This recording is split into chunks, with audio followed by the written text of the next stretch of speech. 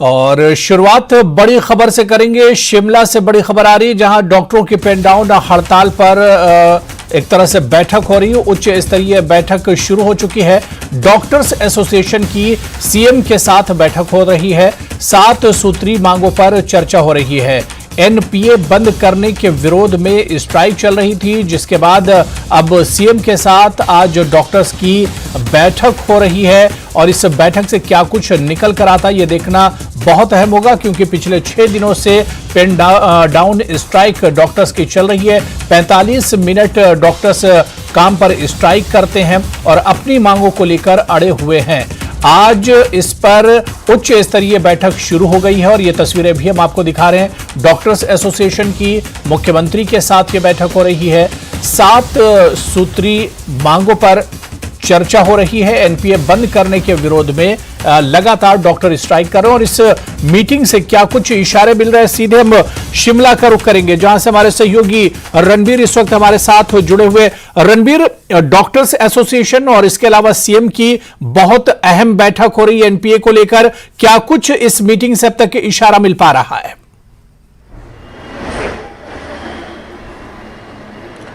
जी हाँ, देखिए अभी जो है बैठक शुरू हुए करीब करीब पौने घंटे का समय हो गया है। और बड़ी बात इसमें यह है कि जो जॉइंट एक्शन कमेटी बनाई गई है, जो सभी तरह के डॉक्टर्स हैं, इसमें मेडिकल कॉलेजेस के जो टीचर्स है, शिक्षक संघ है, वो भी इसमें शामिल है, ऑफिसर्स है, वो सारे जो संघ है यहाँ पर शामिल है। देखिए एनपीए तो एक मांग है ही, जो पहली मांग, जो मांग पत्र दिया गया है राज्य सरकार को, एक वो बड़ी मांग है। और दूसरी जो है उनके साथ कोई अन्य मांगे भी है। कुल 7 ऐसी मांगे हैं जिनमें इन मांग पत्र में जो है शामिल किया गया है। और देखना होगा कि आज इसमें क्या कुछ निकल कर आता है, कोई समझौता होता है, राज्य सरकार क्या कोशिश करती है कि ये जो पेन डाउन स्ट्राइक चल रही है, हालांकि अभी जो ये स्ट्राइक चल रही है ये जो है ज्यादा बड़ी स्ट्राइक नहीं है, लेकिन एक सांकेतिक है विरोध जो है यहाँ पर डॉक्टर्स अपना जता रहे हैं। तो यहाँ पर स्वास्थ्य मंत्री भी इस बैठक में शामिल है और जिन मंत्री के पास आयुष विभाग का जिम्मा है, हर्षवर्धन चौहान, वो भी इस बैठक में शामिल है। एनपीए एक प्रमुख मुद्दा है जिसको लेकर ये स्ट्राइक चल रही है। उसके साथ भी बहुत सारे ऐसे मसले हैं जो डॉक्टरों ने जो डॉक्टर्स के हैं। और 7 सूत्रीय मांग पत्र, एक मांग पत्र हमें भी यहाँ पर दिया गया कि डॉक्टरों ने ये जो मांग पत्र दिया है, इस पर ये लगातार बैठक यहाँ पर होनी है। यहाँ पर देखना होगा कि बीच का रास्ता क्या निकाला जा सकता है, क्या समझौता यहाँ पर राज्य सरकार करेगी, किस तरह का, क्या एनपीओ को लेकर कोई भरोसा यहाँ पर दिया जाएगा। पदोन्नति का बहुत बड़ा इसमें एक मांग जो है पदोन्नति को लेकर भी है कि डॉक्टर्स की जो पदोन्नति होती है, जिसमें 4-9-14 जिसे कहा जाता है, 4 साल के सेवा काल के बाद, 9 साल के सेवा काल के बाद, उसके बाद 14 साल के सेवा काल के बाद जो सुविधाएं मिलती है, प्रमोशन मिलती है, उसको लेकर भी बहुत सारे मसले हैं। यहाँ पर देखना होगा कि मुख्यमंत्री क्या हल निकालते हैं, क्योंकि ये जो अधिसूचना जारी हुई थी, यह वित्त विभाग की तरफ से जारी हुई थी, जो एनपीए डॉक्टर्स का बंद किया गया था। देखना होगा कि कोई बीच का रास्ता यहाँ पर निकालने में सरकार कामयाब होती या नहीं, या फिर डॉक्टर्स का भी रुख देखना होगा कि वो क्या सहमति देते हैं राज्य सरकार के समक्ष। जी बिल्कुल रणबीर, इससे पहले हमने देखा कि ये पेन डाउन स्ट्राइक की बात करें तो 6 दिन इस स्ट्राइक को हो चुके हैं। डॉक्टर लगातार अपनी मांग पर अड़े हुए हैं। आज क्या लग रहा है कि सीएम जिस तरह से इस बैठक में पहुंचे, उनके साथ स्वास्थ्य मंत्री भी हैं, तो दूसरी तरफ से डॉक्टरों की अगर बात की जाए, डॉक्टर एसोसिएशन से कौन कौन लोग इस मीटिंग में शामिल हुए हैं और कितनी उम्मीद की जा रही है कि एक नतीजे पर आज पहुंच पाएंगे?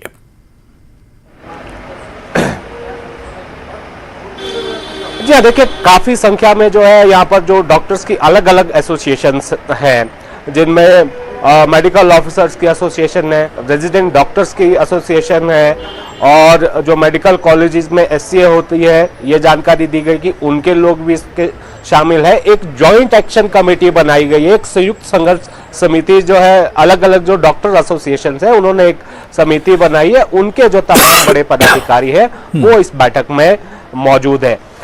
यहाँ पर देखिए मुख्यमंत्री की अगर हम बात करें तो मुख्यमंत्री ने पहले जब उनकी स्टेटमेंट आई थी इस मुद्दे पर, जब स्ट्राइक पर, पेन डाउन स्ट्राइक पर डॉक्टर्स चल रहे थे, तो मुख्यमंत्री ने नाराजगी जताई थी और आग्रह भी किया था, अपील की थी उन डॉक्टर से कि वो काम पर लौटे, क्योंकि जो एनपीए बंद किया गया है, जो डॉक्टर अभी अपनी सेवाएं दे रहे हैं उनका तो एनपीए बंद नहीं किया गया है, ये उन पर लागू होगा जो नए भर्ती होंगे। और दूसरा जो हवाला मुख्यमंत्री ने इसके पीछे ये दिया था कि उनके पास एक डेंटल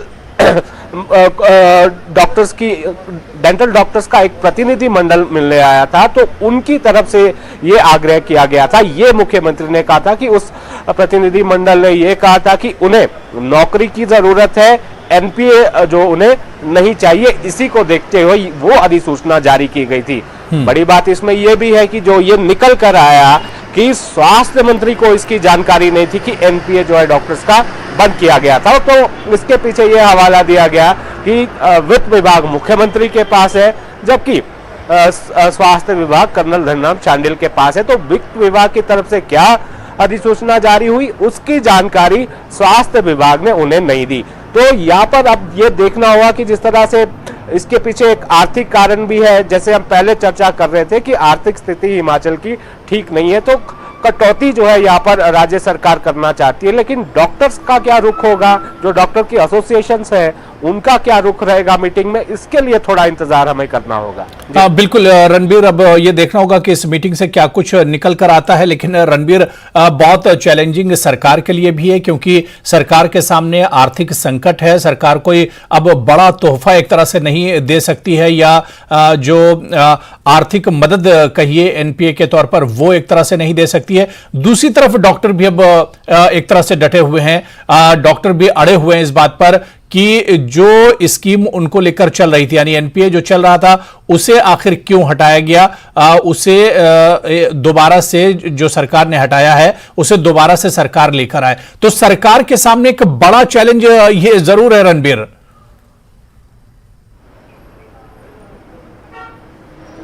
जी हाँ, बिल्कुल, ना केवल आर्थिक मोर्चे पर यह चैलेंज है और स्वास्थ्य जैसी सेवाएं, अगर डॉक्टर्स को मनाने में जो राज्य सरकार कामयाब नहीं हो पाती है, तो जो जॉइंट एक्शन कमेटी है डॉक्टर्स की, उनका अगला स्टेप क्या होगा ये देखने वाली बात होगी। क्योंकि स्वास्थ्य एक ऐसा क्षेत्र है जहां पर किसी तरह की कोताही जो है बरती नहीं जानी चाहिए, ना बरती जाती है। तो यहाँ पर सरकार के समक्ष जो अपनी मांगे लेकर जो है डॉक्टर्स आए हैं, जो 7 सूत्रीय मांग पत्र है, उनमें से कौन कौन सी मांगे मानी जाती है, किस किस पर जो है आश्वासन मिलता है, बिल्कुल, तो उस पर शायद जो डॉक्टर्स की एसोसिएशन है उनको जो है मनाने में कामयाब यहाँ पर हो सकती है, कोई ना कोई हल इसमें जो है निकल सकता है। हाँ, अगर सरकार की तरफ से कोई ऐसा रवैया दिखाया जाता है जैसे हो सकता है कि बात बिगड़ जाती है, तो डॉक्टर्स भी जो है वो पीछे हटने वाले नहीं है। तो उस स्थिति में हम देख सकते हैं कि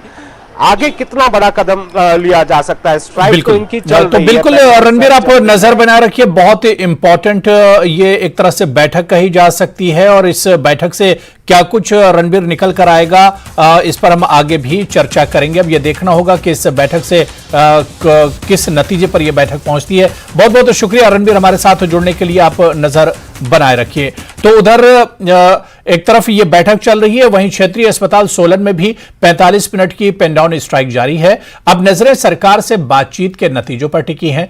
जिला चिकित्सक संघ के अध्यक्ष डॉक्टर कमल ने कहा है कि अगर अभी भी एनपीए को लेकर कोई फैसला सरकार नहीं लेती है, तो जो भी निर्णय ज्वाइंट एक्शन कमेटी लेगी उसको लेकर पूरे प्रदेश में अगला कदम डॉक्टर उठाने वाले हैं।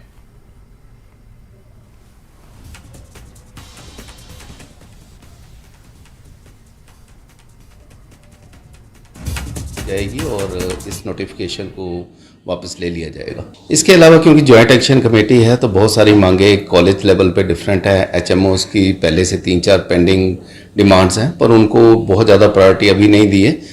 एक ही इशू है जो सबसे ज़्यादा प्रायोरिटी रखता है अभी। आगे का रणनीति बनेगी, जैसे ही मीटिंग के बाद जो भी निर्णय निकलेगा उसके बाद जॉइंट एक्शन कमेटी जैसे डिसाइड करेगी उसी से आगे बढ़ेंगे हम। एनपीए एक तो पैसे ज़्यादा बढ़ जाते हैं, नंबर 1। नंबर 2 स्वाभिमान जो है वो एक चीज़ है। इस समय जो लड़ाई है जिस तरह से डॉक्टर्स को हर पॉइंट पे नीचे लगाया जा रहा है, उनकी प्रमोशनल पोस्ट जो हैं एडमिनिस्ट्रेशन छीनता जा रहा है जगह जगह, तो इसलिए एक एक करके सारी ही हमारे राइट्स जो हैं वो छीने जा रहे हैं। इसलिए ज़्यादा लड़ाई इस चीज़ की है। अदरवाइज़ फाइनेंशियल काफ़ी फ़र्क पड़ता है, सैलरी में, डीए में और पेंशन बेनिफिट्स में भी बहुत फ़र्क पड़ता है, क्योंकि इसे पार्ट ऑफ सैलरी ही माना जाता है। चलिए आगे बढ़ेंगे। मंडी से इस वक्त बड़ी खबर, जहां सरदार पटेल यूनिवर्सिटी मंडी के वीसी ने इस्तीफा दिया है। Vice chancellor professor Devdutt Sharma ने इस्तीफा दिया है। सरकार बदलने के बाद वीसी बदलने की अटकलें थीं। पूर्व की भाजपा सरकार के समय हुई थी नियुक्ति। मंडी यूनिवर्सिटी के पहले वीसी थे प्रोफेसर देवदत्त। भर्तियों को लेकर विवादों में मंडी विश्वविद्यालय है। तो इस वक्त बड़ी खबर आपको बता दें, मंडी से खबर आ रही, जहां सरदार पटेल यूनिवर्सिटी मंडी के वीसी ने इस्तीफा दे दिया है। Vice chancellor professor Devdutt Sharma ने इस्तीफा दिया है। सरकार बदलने के बाद वीसी बदलने की अटकलें थी। पूर्व की भाजपा सरकार के समय यह नियुक्ति हुई थी। मंडी यूनिवर्सिटी के पहले वीसी थे प्रोफेसर देवदत्त, और भर्तियों को लेकर विवाद में भी मंडी विश्व यूनिवर्सिटी रही थी।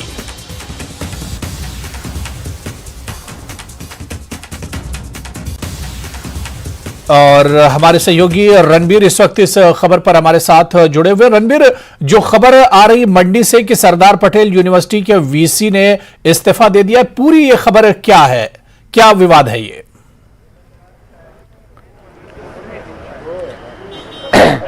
जी हाँ, देखिए, अगर हम इसको सीधे तौर पर देखें, पूर्व सरकार के समय में नियुक्ति हुई थी। जाहिर सी बात है कि सरकार बदलती है, किसी दूसरी पार्टी की सरकार आती है, तो पिछली नियुक्तियां जो है वो उनको जो है हटाया ही जाता है। जो वाइस चांसलर का जो पद होता है वो हम पिछले कई सालों से हम देख रहे हैं कि राजनीतिक आधार पर जो है नियुक्ति यहाँ पर होती है।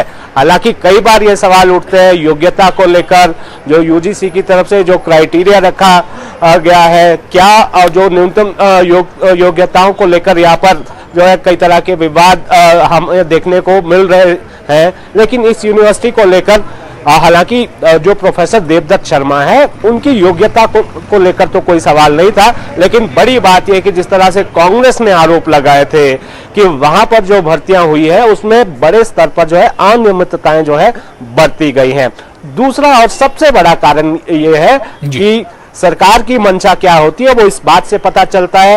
एक प्रोफेसर जब अपनी यूनिवर्सिटी छोड़कर किसी दूसरी यूनिवर्सिटी का वाइस चांसलर बनता है या कहीं और जो है नौकरी पर जाता है, किसी प्राइवेट यूनिवर्सिटी में जाता है, किसी रिसर्च के लिए जाता है, तो एक EOL उनको मिलती है, एक्स्ट्रा ऑर्डिनरी लीव मिलती है। तो वो जो लीव लेकर गए थे प्रोफेसर देवदत्त शर्मा, वो छुट्टियां जो है वो खत्म कर दी गई। तो इसका सीधा मतलब ये होता है कि सरकार की मंशा है कि आपको हटा दिया जाएगा। इससे पहले कि सरकार उन्हें हटाए, उन्होंने अपने आप ही जो है अपना पद छोड़ दिया है, और उसकी जानकारी उन्होंने जो संबंधित चाहे राजभवन हो चाहे राज्य सरकार है उन्हें इसकी जानकारी दे दी थी कि वो अपना पद जो है छोड़ रहे हैं। और बड़ी जानकारी ये भी निकल कर आई है कि 2-3 दिन पहले उन्होंने यह पद छोड़ा था और यहाँ HPU में ज्योग्राफी डिपार्टमेंट के वो प्रोफेसर हैं, तो वापस यहाँ पर उन्होंने ज्वाइनिंग दी है। तो बड़ी बात इसमें यह है कि अब राज्य सरकार की तरफ से तो कोई ऐसा संकेत नहीं आया या फिर उन्हें कहा नहीं गया कि आप जो है अपना पद छोड़ दीजिए। ये इसको जो है हम ऑब्वियस इसको समझ कह सकते हैं, ये स्वाभाविक होता है कि सरकार जो है अपने लोगों की नियुक्तियां करती हैं। तो अभी HPU यूनिवर्सिटी की अगर हम बात करें तो यहाँ भी अस्थाई जो वाइस चांसलर है, लेकिन स्थायी वाइस चांसलर नहीं है। उससे पहले यहाँ पर प्रतिकुलपति ने जो है इस्तीफा दे दिया था। मंडी यूनिवर्सिटी की बात करें, वहां पर जो प्रतिकुलपति नियुक्त हुई है उन्होंने अभी तक जो है इस्तीफा नहीं दिया है, उन छुट्टियां उनकी भी रद्द कर दी गई है। तो ये तो स्वाभाविक है कि ये होना ही था। जितने भी ऐसे बड़े पद होते हैं यूनिवर्सिटियों में, वहां पर सत्ता परिवर्तन के साथ ही इस तरह के परिवर्तन होते हैं, तो इसको इस तरह से भी देखा जा सकता है। दूसरा, हाँ, भर्तियों को लेकर बहुत बड़े सवाल जो है कांग्रेस ने उस वक्त उठाए थे। हमने विधानसभा में देखा कि जो मंडी जिले से एकमात्र जो कांग्रेस के विधायक हैं, उन्होंने कई गंभीर आरोप जो है विधानसभा सदन जब चल रहा था विंटर सेशन के दौरान हमने देखा, तो वहां पर काफी सारे सवाल उठाए थे। तो उसका नतीजा अब ये देखने को मिला है। विवाद जिस तरह से उठ रहे थे, हो सकता है कि जांच की बात उसमें कही जा रही है, लेकिन खैर वो तो अलग विषय है। ये जो मसला है वाइस चांसलर के इस्तीफे का, ये तो हम कह सकते हैं स्वाभाविक तौर पर था कि इस्तीफा उन्हें देना ही था, क्योंकि सत्ता परिवर्तन हो गया है। रही बात की जो विवाद चल रहा है भर्ती को लेकर, उस पर क्या होगा इसका थोड़ा इंतजार यहाँ पर करना होगा। जो बाकी विश्वविद्यालयों में जो वाइस चांसलर है उनको लेकर भी राज्य सरकार जल्द फैसला करेगी। एचपी यूनिवर्सिटी में भी नियुक्ति जो है होनी है वाइस चांसलर की, प्रतिकुलपति की। जी तो बिल्कुल रणबीर, यानी वाइस चांसलर की जो पोस्ट थी या जो पूरा विवाद था, ये एक तरह से मौजूदा सियासत का शिकार हुए हैं। बहुत बहुत शुक्रिया रणबीर हमारे साथ जुड़ने के लिए और डिटेल से तमाम जानकारी देने के लिए। चलिए यहां पर फिलहाल रुकेंगे छोटे से ब्रेक के लिए।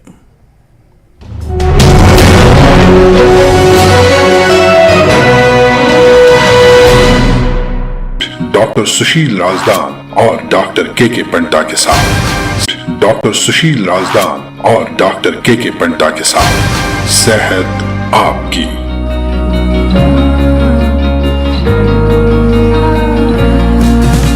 एल्डरली लोगों के साथ ये क्या क्या इश्यूज इनके साथ रहते हैं। एल्डरली पीपल को दो चीजें बिल्कुल समझ आती हैं, प्यार और हेट।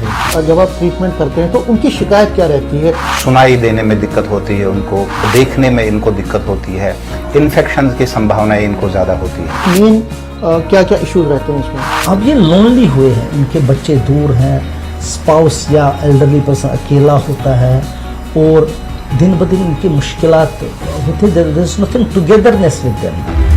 देखिए सेहत आपकी रविवार दोपहर 1:26 पर सिर्फ न्यूज़ 18 जम्मू कश्मीर लद्दाख हिमाचल पर।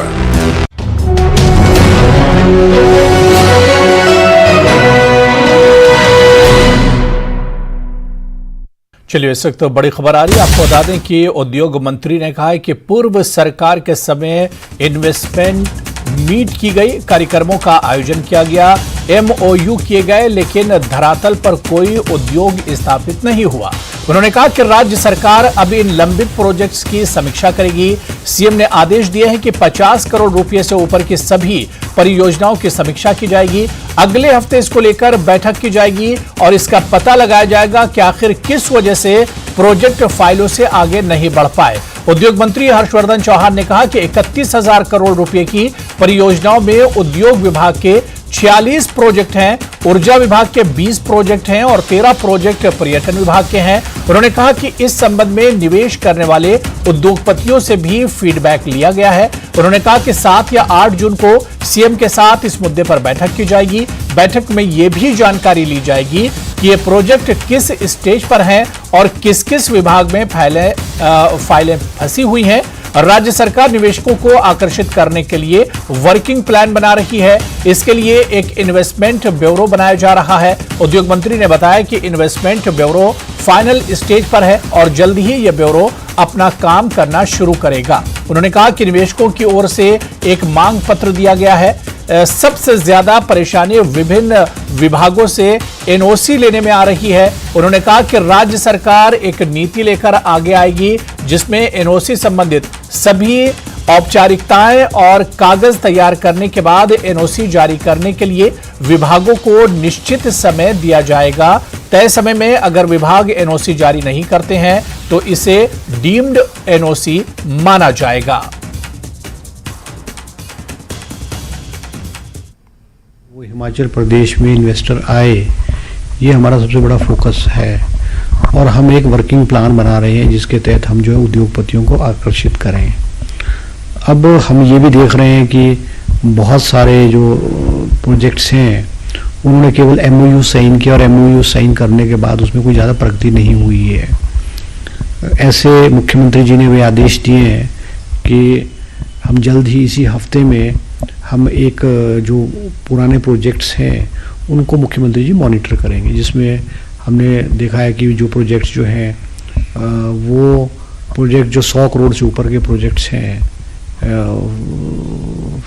50 करोड़ से ऊपर के जो प्रोजेक्ट्स हैं वो उनकी मॉनिटरिंग की जाएगी, जिसमें से 46 प्रोजेक्ट इंडस्ट्री डिपार्टमेंट के हैं, 20 प्रोजेक्ट्स जो हैं वो पावर के हैं और 13 प्रोजेक्ट जो है हमारे टूरिज्म के हैं।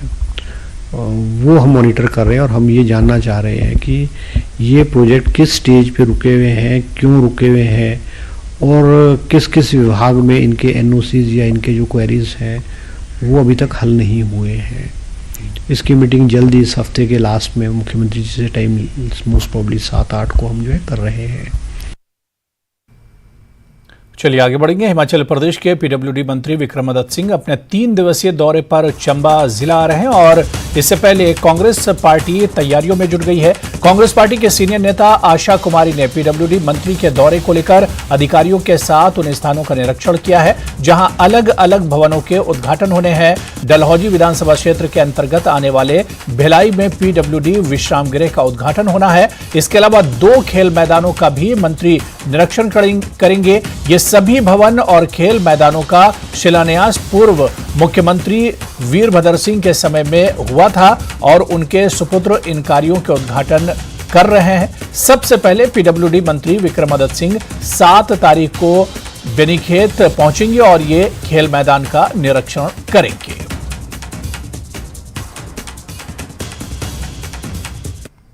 सात तारीख को विक्रमादित्य सिंह जो हिमाचल प्रदेश के आज पीडब्ल्यूडी मंत्री हैं, उनका चंबा जिले का दौरा चालू हो रहा है। वो 3 दिवसीय दौरे पे आ रहे हैं।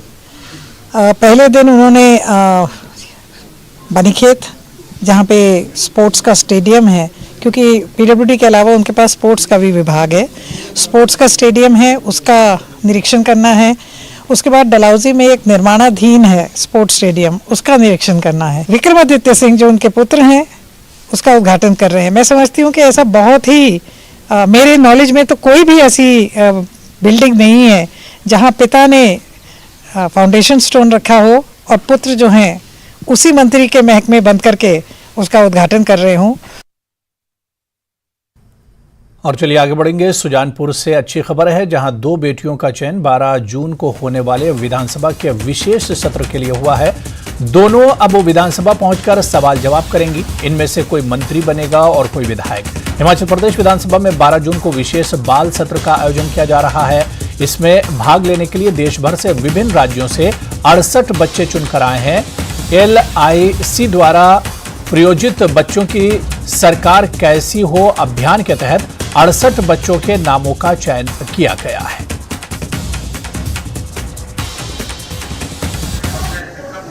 मेरा चयन डिजिटल बाल मेला द्वारा विधानसभा जाने के लिए सिलेक्शन हुआ है।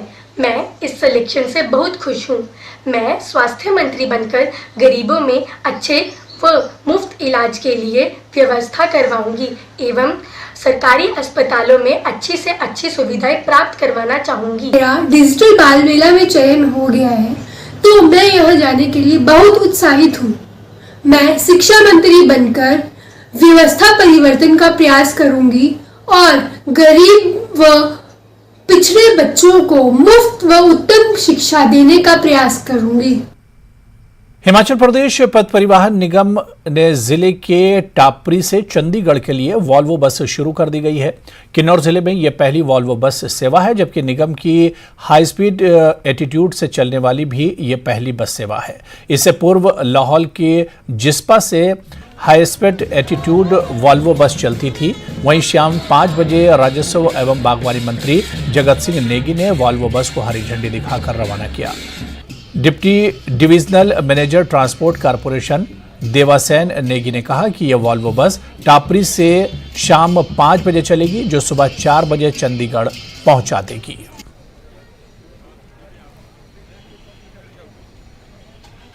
सेवा है रोज 5:30 बजे यहाँ से चंडीगढ़ के लिए प्रस्थान होगी और चंडीगढ़ से सुबह जो है 5 बजे टापरी के लिए प्रस्थान होगी। इस बस सेवा को अभी हम जिला मुख्यालय रिकांगपिओ से इसलिए नहीं चला पा रहे क्योंकि उर्नी डांग के पास जो ब्रिज है वो नैरो है, वो संकीर्ण है, उस वजह से हम इसको यहाँ से चला रहे हैं। हाँ, जिला मुख्यालय रिकांगपिओ से लोगों को कनेक्टिंग सर्विस जो हमने टेम्पो ट्रेवलर आज ही शुरू कर दी है, जो कि 3 बजे रिकांगपिओ से चलेगी और 4:45 बजे सवारियों को इस बस में कनेक्ट करेगी। जो लोग डायरेक्ट रिकांगपिओ से चंडीगढ़ जाना चाहें उसी टेम्पो ट्रेवलर में वोल्वो बस की टिकट एवं सीट जो है वहीं पे वो बुक करवा सकते हैं। बाकी अगर ये जनजातीय क्षेत्र से ये पहली बस है जो लग्जरी बस सेवा चलाई जा रही है, क्योंकि मैं भी लोकल इसी जिले का निवासी हूँ, हम सब इससे बहुत ज़्यादा खुश हैं। और नाहन से बड़ी खबर है, जहां मजदूरों का धरना प्रदर्शन जारी है। NH 707 में निर्माण कार्य में कार्यरत मजदूरों का प्रदर्शन है। बिना नोटिस के बाहर किए जाने के विरोध में धरने पर बैठे हैं ये मजदूर।